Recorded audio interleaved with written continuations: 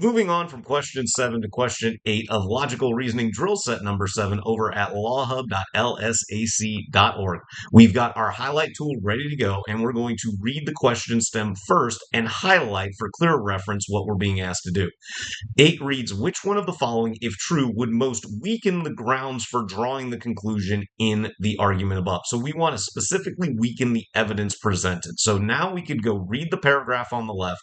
We're going to, at the end of reading it, highlight in this pink color our conclusion for clear reference and try to think proactively about how we might weaken the grounds that were presented for that conclusion. So decreasing the populations of certain harmful insects in Arboria would undoubtedly assist current efforts to increase that region's fruit production.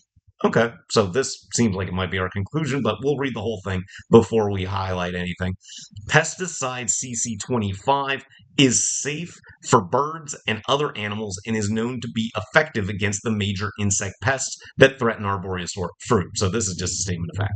Thus, if the practice of systematically using CC25 on Arboria's fruit trees is adopted, Arboria's fruit production can be expected to rise soon afterwards. Well, this is why we didn't highlight what we thought might be a conclusion at the outset of this paragraph, because the idea that decreasing insects would assist efforts to increase fruit production is why we are recommending this practice of systematically using CC25 on Arboria's fruit trees. So we're going to highlight this final sentence following thus. If the practice of systematically using CC25 on Arboria's fruit trees is adopted, Arboria's fruit production can be expected to rise soon afterwards. So mentally, we've got to be thinking, well, maybe there's some sort of bad effect this CC25 would have on the fruit trees, even though it's safe for birds and other animals. It doesn't say it's safe for the fruit trees. And we want to encourage a prediction for a predictable question task, such as weakening a conclusion. So starting with choice A with the highlight tool still ready to go to identify reasons to eliminate as we can find them. So choice A, most of the fruit growers in Arboria refuse to use any pesticides on their fruit trees. Okay, wonderful. They refuse to do it, but it kind of qualifies against that structure. It says if the practice is adopted.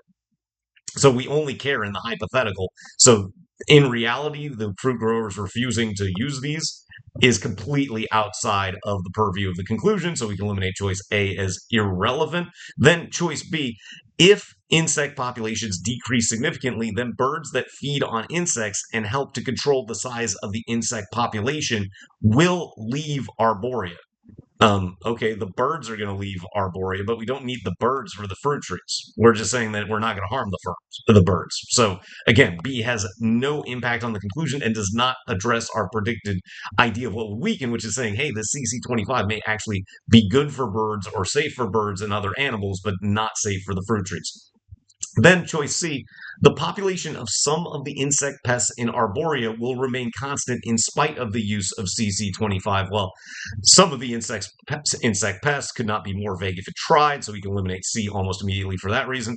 Then choice D, pollination of fruit tree flowers, a necessary step in fruit production, is affected only by certain insects that are highly susceptible to the lethal effects of CC25. Ding, ding, ding. This is exactly it. It's saying we're going to have fruit trees without fruit because you need those insects that were highly susceptible to the lethal effects. And remember that when you are looking at answer choices for argument task questions in logical reasoning, you are really wanting to choose, in many cases, questions that are conspicuously specific.